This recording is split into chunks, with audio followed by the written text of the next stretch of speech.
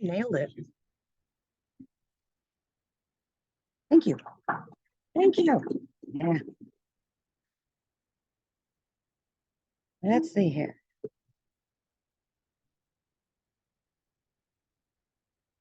Um,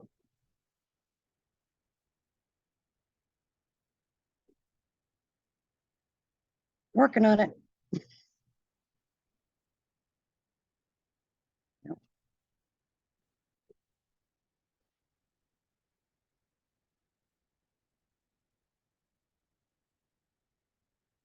You know what it's like when you're not on your own computer and you're like, where's everything at? That's where I'm at. Oh, we're there. Never mind. I'm already sharing a screen. I should have looked up. Hi, everyone.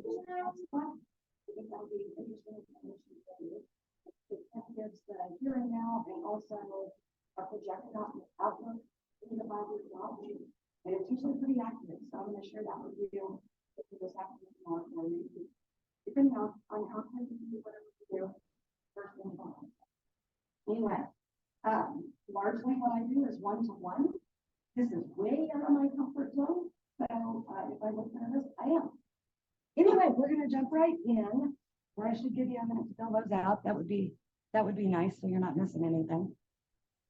And I know many of you have to leave straight up 1 o'clock, so I'm gonna try to wrap this up at 1. And but I'm gonna stick around, so if you have further questions or want to talk, I'm happy to do that. So.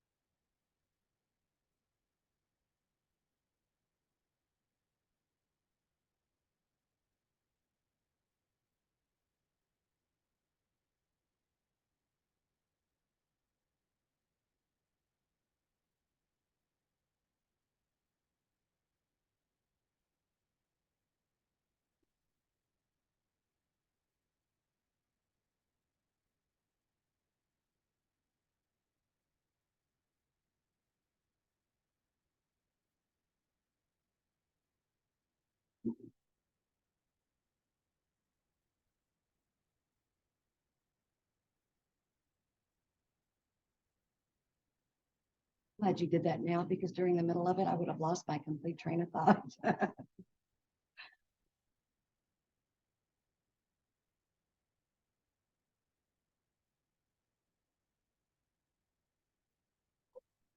Most importantly is the signature on the back.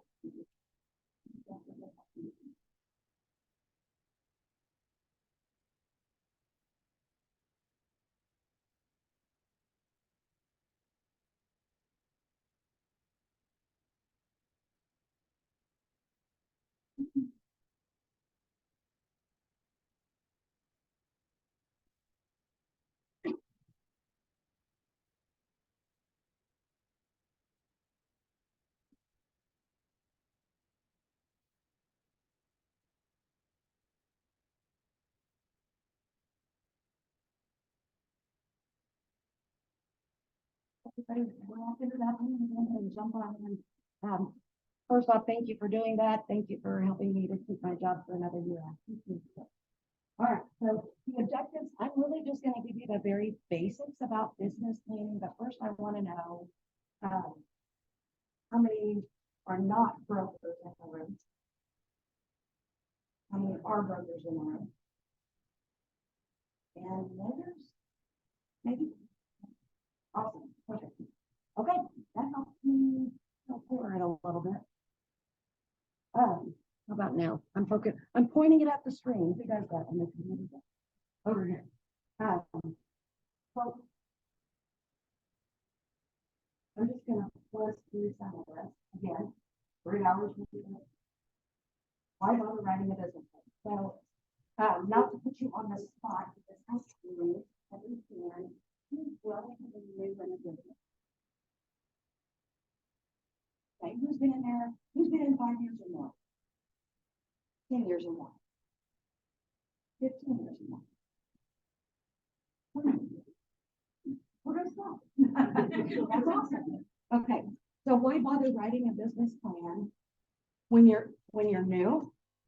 Maybe you're working for somebody else, or when you've been in it for 5 years and you really don't think that is it. Or if you've been in it for 20 years and I don't know, how much longer I'm going to be doing it? Why bother in any of those scenarios? That's a question. I would like to communicate with you. 5 years. Oh, go ahead. No, where do you want to go? Absolutely. Anybody have aspirations? You're probably not going to want to answer this in this room, but of owning your own brokerage. Okay. So business planning is a roadmap, right up just a roadmap, and it's for you more than anything. If you need financing, obviously a lender is going to want to see, do you have a plan? Or are you just asking for money in the hopes that imagine yourself going to Disney World. You cannot have your cell phone. You cannot have a GPS, and you cannot have a roadmap. But do you right now? Anybody can get there? Maybe. You're gonna hit some detours. You're gonna hit some dead ends. You're gonna stop in multiple directions. That's what business plan is. It is putting a plan in place, because even with the GPS and even with your phone and even with the roadmap, you can still hit new tools, but it's a lot less likely. That's business planning. It's putting a plan for the future for you, for your company now, or your potential company, or for growth, for adding employees, or whatever that looks like. And it's even for, I've done this for a long time now. What's my plan for getting out? It's all of those things. So that kind of gives you the overview of why bother and why are we here today. Questions so far? I would love if you just shoot out whatever questions you might have, or raise the hand, or whatever, however.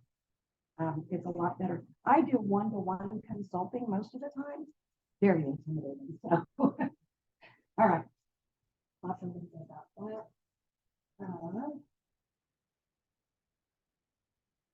Oops, go back. All right.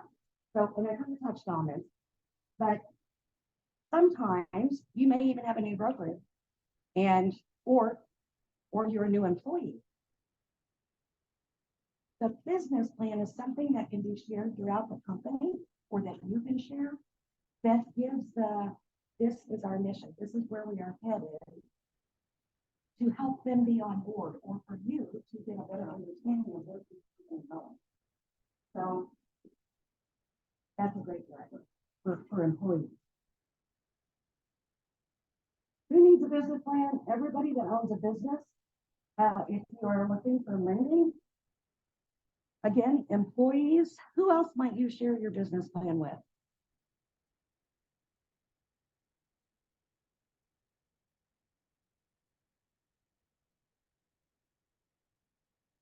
Broker? Possibly. Especially if you're going to work for one. It could be your mini resume. This is my goal. This is my mission. This is what I want to do.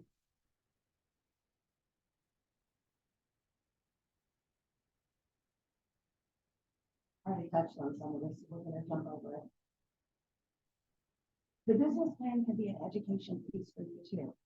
If you go through all the steps, you're going to learn something. I promise you. And it's going to be helpful for you in one fashion or another. So what's in it? Keep pointing it at the wrong thing. It can be very daunting to put a full-fledged business plan together. Do you need a full plan? Not necessarily. If you're going to the bank, absolutely. If it's your plan, you don't necessarily need to put an executive summary on the top of it. That's an extra step that you didn't necessarily take. But it is good to go through the steps of putting your business description together. How are you going to manage it and organize it? What is your marketing plan? Do you know your audience or your customers? And then your financial plan. What does it look like this year, month to month? What does it look like next year and the following year? And at minimum, you are planning 3 years out every single year. So where you are right now, did any of you know where you would be today this time last year? Did you have an idea? No. It becomes a job. Well, that's okay. It becomes a job that we're doing, and we're making money, and that's our goal is make money. But wouldn't it be nice to be able to say, I need to do this amount of business this year just to pay my bills at home? To have that identified. And if I want to grow my business to buy that new license, I need to do this amount of business. As a broker, you got to pay the overhead. Plus, you got to pay your bills at home. Plus, it's nice to have some money to take the trip to Disney World or wherever you want. If you're looking at a lending aspect, they're going to want supporting documents. They're going to want to know that you've done your homework and that you know what you're presenting is accurate information. All right, so this is kind of the beginning to the end again. The 4 key sections are the business description. So is there anybody in the room who would like to share the description of their business? Don't be scared. Oh, I heard something that I didn't hear. Okay. Your business description needs to be precise. It needs to be clear. Not a lot of jargon. It needs to be, clear and concise. So anybody within just a matter of a minute can get a full idea of what it is that you do. That's hard to put on paper. It's easy to have right here, but it's hard to say it and put it on paper. Again, I'm kind of flying through these. Maybe to slow down, let me know. So these are, Explain what your business, what do you do? How do you do it? Who are you going to do it for? And where you do it. And it sounds pretty simple. But when you start putting that on paper, you have to really think through. Firstly, who you do it for. Most of the time, the business owners that I work with, I say, who's your customer? Whoever's going to give me a paycheck. That's not your customer. What do they look like? Where are they from? How much money do they make? And how much do they spend on what you sell? That's who your customer is. And honing in on that is worth the time, because then you can target the market with your marketing. You can get directly to them. Obviously, nobody in the room is going to turn down, hey, I'm looking for, nobody's going to do that. But when you are targeting a market, because you know, I need to make this amount this next year, because this is what I planned on. And the ones the most likely are going to spend their money with me are growing up, whatever, couples, 30 to 50, and they make combined household income $200,000 a year. I don't know, don't remember talking. And I know within 30 miles of Sedalia, Missouri, there are X amount. And I found that out on census.gov. And it's current information. You know, that is what I'm talking about, the detailed information where you can hone in. I know they're there. I know there's this many there. And if I can get 5% of that market share, I can make what I can make share. That makes sense. That's how business planning helps you. All right. Some of this is going to be redundant information.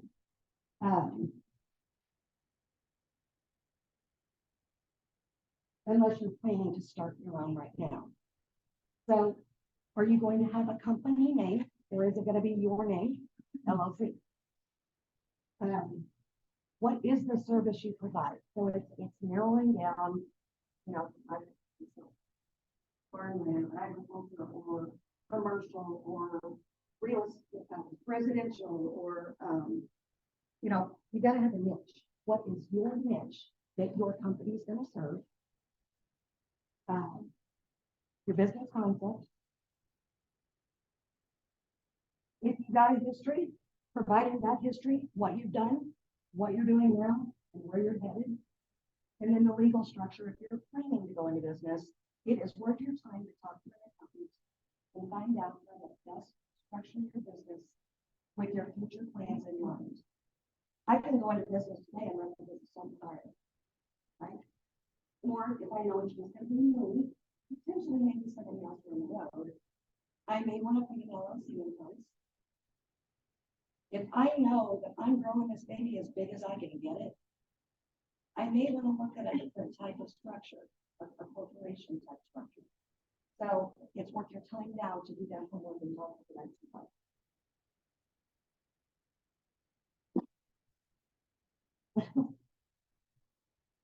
All right. So the business concept, okay. Why you? Why do I come to you? Okay, let me back up. Why do I come to you? First things.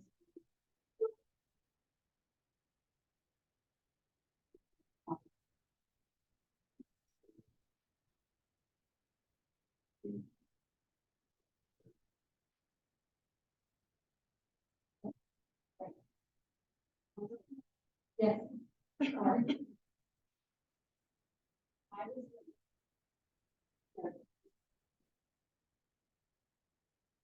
I'm not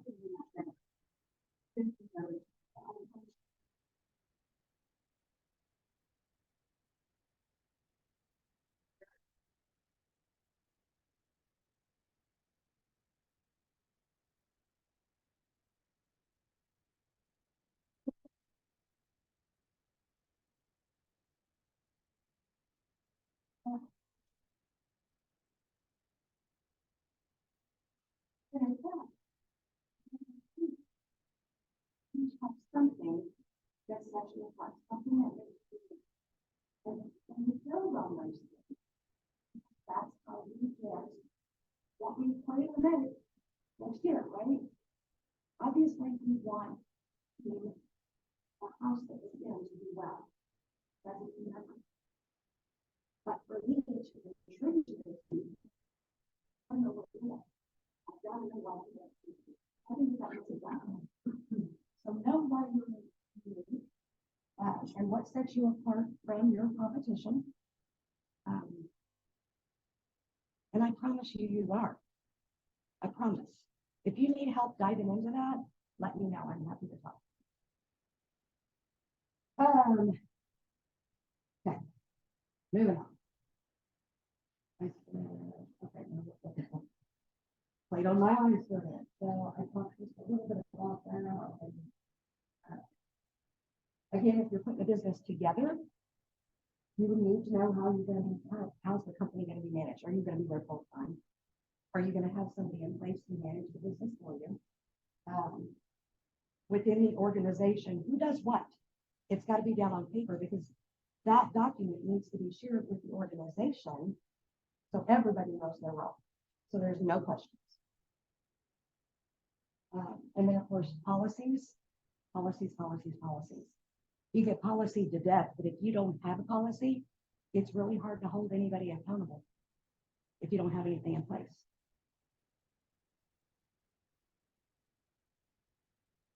You drive that point home. And some of this we're jumping over.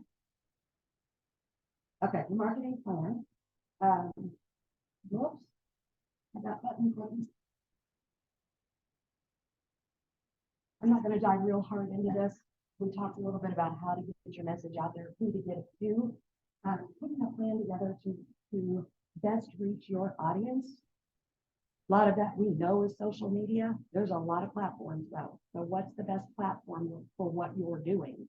I mean, videos now are huge, right? Especially in your industry. But for your market, videos on Facebook versus videos on Instagram or on TikTok are completely different audiences.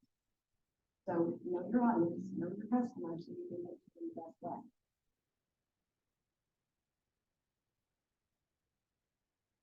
Again, I'm going to provide an industry. This is some of that marketing plan goes along with the marketing plan. I will send you an industry report that I think you're going to love and find lots of good information on it. These are the components of a marketing plan that you need to hone into. I'm watching the time. 3 hours is a lot to say in an hour.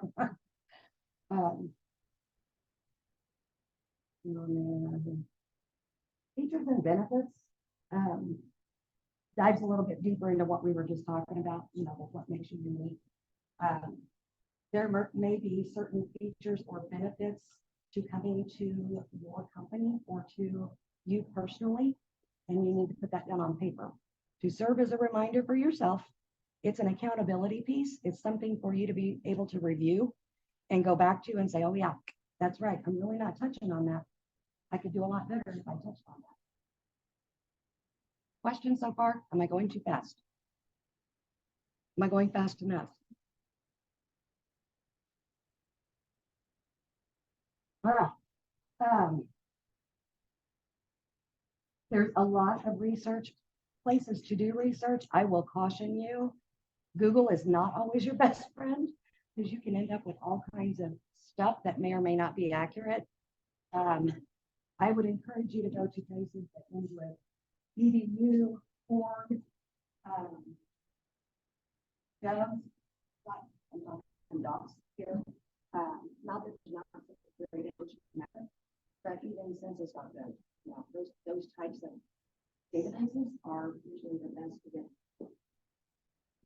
more than likely accurate information.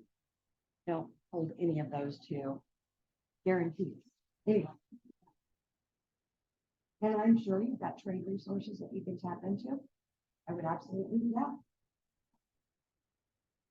Other businesses, other colleagues within the room. Some of the best advice I get are amongst my colleagues. And it is a careful thing to do to ask somebody information that you think they may not want to give you. But most of the time, I think people genuinely want everybody else to do well. And it's okay to ask. Worst thing they can say is, I don't feel comfortable sharing that with you. Okay. I'll ask somebody else. So utilize the brains in the room and in your network. It's got some tremendous resources. So the financial plan talks about, you have to talk about what you currently have, how much you need. Think of it from a personal standpoint and also a business standpoint. You've got a certain amount of money you need to run your business, but you've got a certain amount of money you need to bring home. Where you're going to get it, obviously you're going to get it from the clients that are purchasing from you, but if you need additional funds to grow your business, you can always consider a loan. Most people want to not go into business in debt. And I will tell you, I may get some disagreement. Cash is king. Cash needs to stay in your pocket. So when times aren't good, and you know, when times that's not good, you've got something to fall back on, but you continue to make a regular same amount monthly payment that guides you to that next month. Makes sense? And I'm not promoting, hey, go get a loan. But if it's a significant amount of money and it's going to cut into your cash flow, absolutely consider it.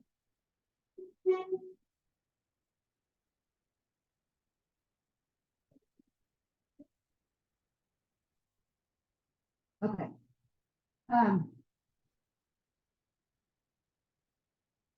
This is intimidating for most people. Who regularly puts together a projected cash flow statement, balance sheet, and profit and loss? Absolutely no. Oh, of course, there's always one in the room. Most people don't, and most people say, oh, I didn't have the first clue. I'm kind of getting started with that. You don't have to. If this is something you seriously want to do, I've got a resource that we provide to our clients at no cost for 90 days that will help you put your full-fledged business plan together, including 3 years of financials that will include your balance sheet, cash flow statement, and profit and loss. It's a 1-year monthly deal, and the next 2 years annual. And it's that's how we know it. You do need to know where break even is. So what is that point? How many customers do I have to have just to break even? That's an important place to know, because anything past that, obviously, you get to take with you, right? But if you don't know where this is, you're just flailing. I just need, yes, no. Very good.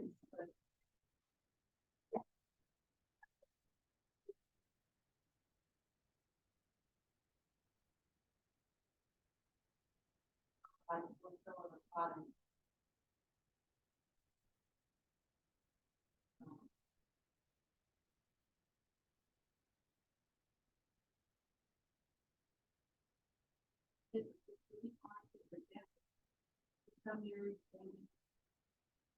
most of your clients are supposed to be every so and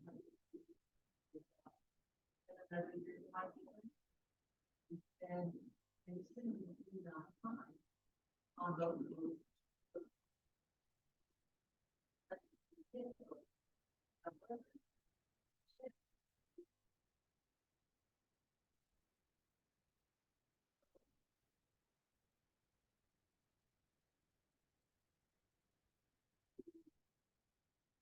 yeah.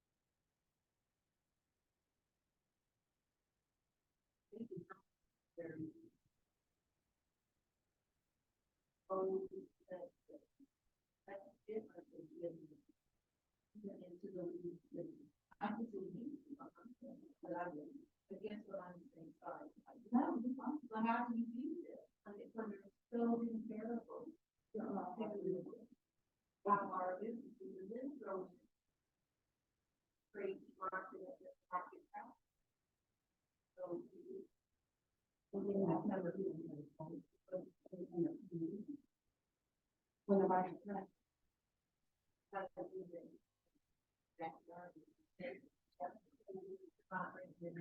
cash is being more responsive. I mean, so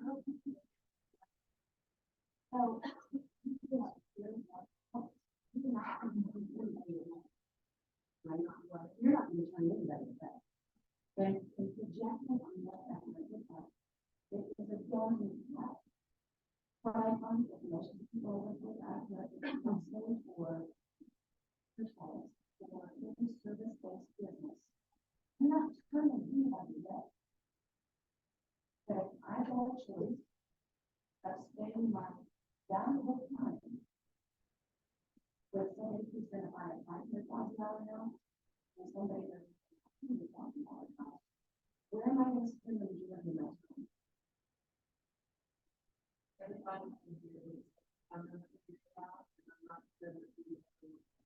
Right.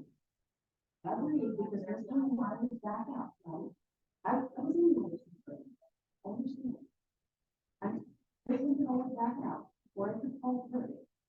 And then I let this guy go. I don't know anything about. Not saying I'm not going to go. I'm saying that both of them want me to show them I was at the same time. He's getting my attention. This limits. And if this is the market I'm after, I'm going to go after it.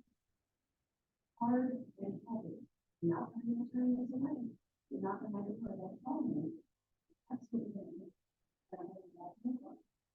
But if this is my market, I'm going to find out every avenue. I need to know how many there are. I need to know where they are. What part of Tennessee or where we are. And now I'm coming in and ready to dismiss it because I know they're there. That makes sense. And number one, I think it's a better industry platform. That's what to do. Number two, I also find when you've been in the industry for a long time and you're so busy working in that business that it's hard to step out to the business on that business. Because what we've been doing has always worked, but it's working business. What do we need to look at differently? That's where you stop on those. It's hard to work on this.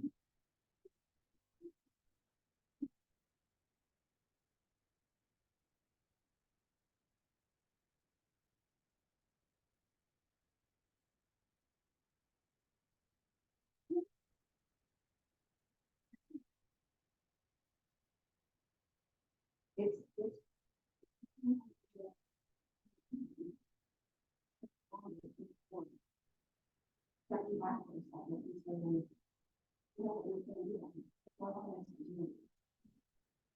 and so I need to be able to prepare myself for what might be coming and is there a way to do that?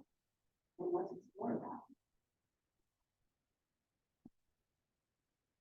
I think that's the important thing to be about. What we hear to say, and we are identity. Is it a stretch to say talking about that? And going so well, the housing market is going to change. But I think it can be done. Or if nothing else, it is not doing. At least they don't do it.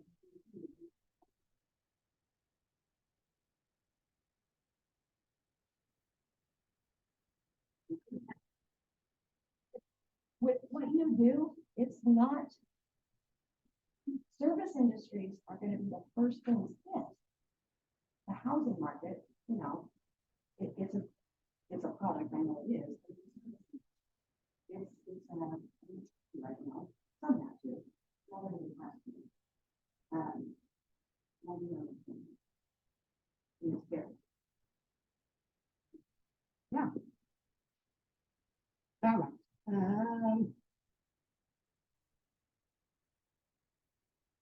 I don't know that we need to dive into that so much. And I'm not going to go through the executive summary. So the executive summary,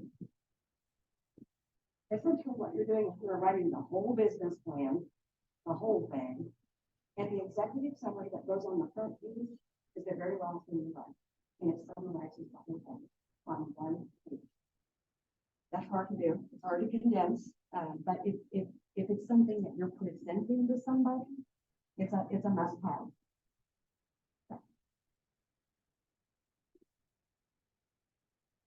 And I should say it's what gets the attention of your leader, whoever your leader is.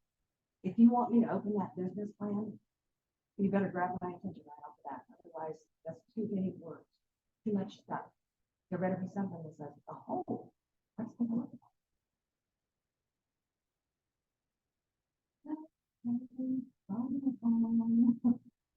Can you imagine sitting for this for 3 hours? All right. If you are turning it in, this is your credibility.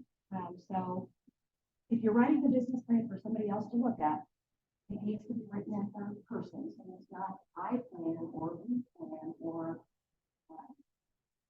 it's the name of the business, it's the name of the owner. It is you stepping out and writing it on behalf of you using your name or the name of your business.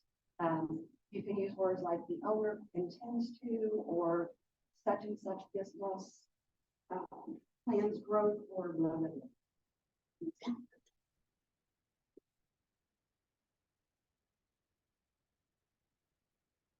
It is always good to have a second or third set of eyes, a proofreader, somebody to go over your numbers, make sure everything adds up. It should be simple and direct. Absolutely. Don't get into offend anybody when I say this, they don't want to with lending. But I do tell all my clients that most lenders, it is not their passion to lead. Their passion is the finance piece. Not that they don't want to know what you've got going on if they're going in for a loan. They want to know. But let's give them some white space. Let's give them some bullet points, some bolding, something to break up the reading. Or otherwise, it's like reading a novel. It's word after word, paragraph after paragraph. I lose it. So if you are presenting it to somebody else, make it easy on the eyes. Get to the point as detailed as possible without boring them to tears.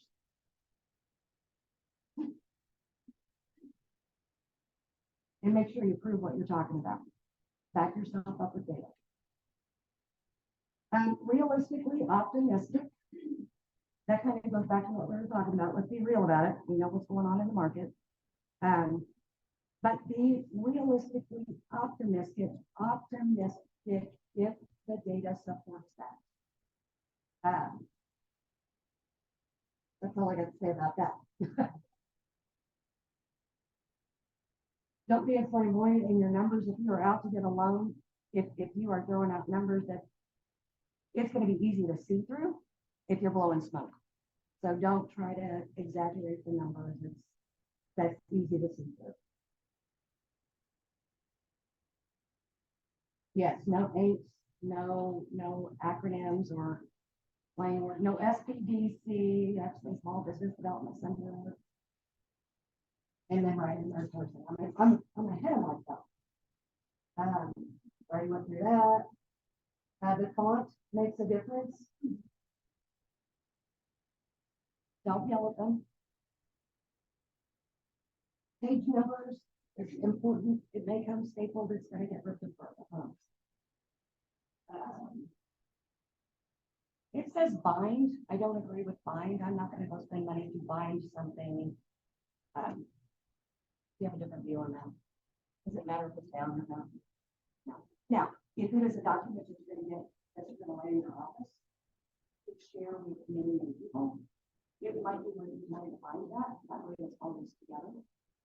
And nice, keeps it nice longer. So if anybody can read with a business plan that was 15 pages long, I would laugh you out of the room. But not to your face. No, it's terrible. That's terrible thing to say. Typically, business plans are going to run anywhere from 30 to 50 pages on average. Your financials alone will take a good 20 of that, if not more. So just know when it says 15 to 30 pages, that including your financials, that's not quite enough.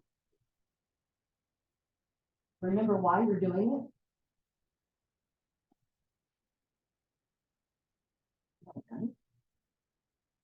Did it go back to the beginning? Yeah. Check them off the list here. Okay. I'm nailing this. I'm never done this one.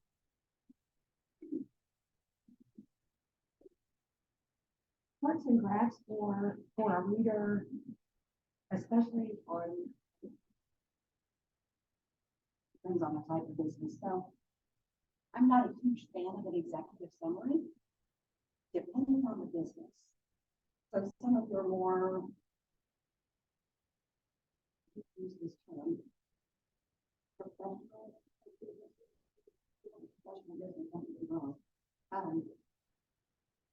need a more formal executive summary, maybe. I am a fan of a pitch page, which really hammers out the very definite problems and solutions and target market and competitors and why you versus them. And give me on that front page a graphical look of whether my business is going to be profitable, all of those things that really pound at home to grab my attention off the bat, so I will open it up and take a look at that one. So, that's the charts and graphs that led me into that range. I already told you about what we do. There are many things that I do that's not just teaching a business or how to start a business. I work with companies at every level, and even on the succession planning side of things. How do I get out of it? How do I live a legacy? How do I and really anything in between. It does not make me an expert at everything. I'm not. I'll be the first one to tell you. I am really good at a few things. If I'm not good at it, I am not afraid to bring the ones in that are good at it. And there's a bunch of us throughout the state. Not just SBDC people, but I've got a lot of great contacts. A huge tool belt full of tools. And when I say that, it's resources that we can provide to our clients at no cost. So just know that I am not the one all be all. I promise I'm not. But I'm a really good place to start. We do have sessions in international trade and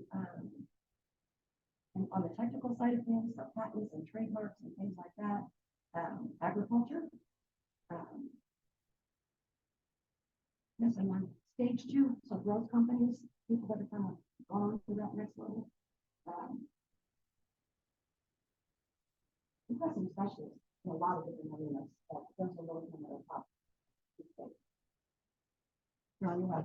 Congratulations. Thank you for being here.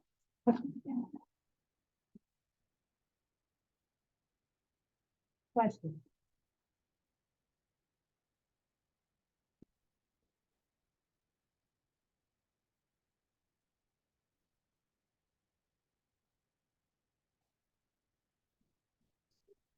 That's really from this one.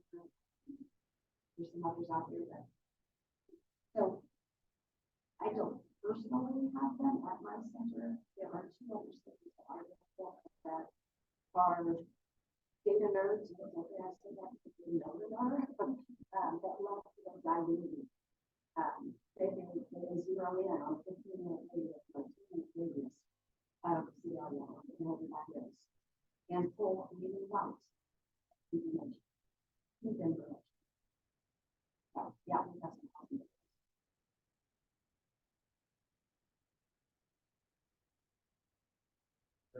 Sort of software website that have like a template to work under.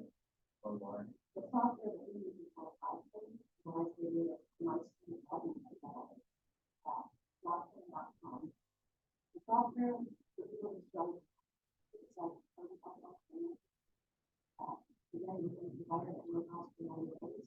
And then it's not, I can ask you for.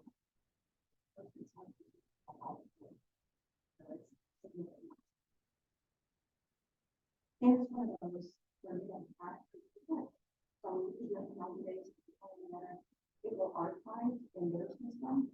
If you ever want to go back to it, that meeting that you talked about, you can go back into it in 20 bucks for a month and then let it archive again. I love looking at that. Yeah. Other questions? Okay, well, there is a survey on your table. I do take labor review. I do get graded on these, so, but I do want to know the truth. So if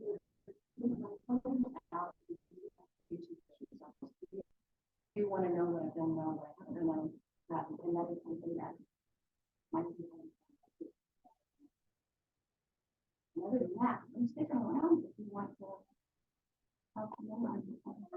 Thank you.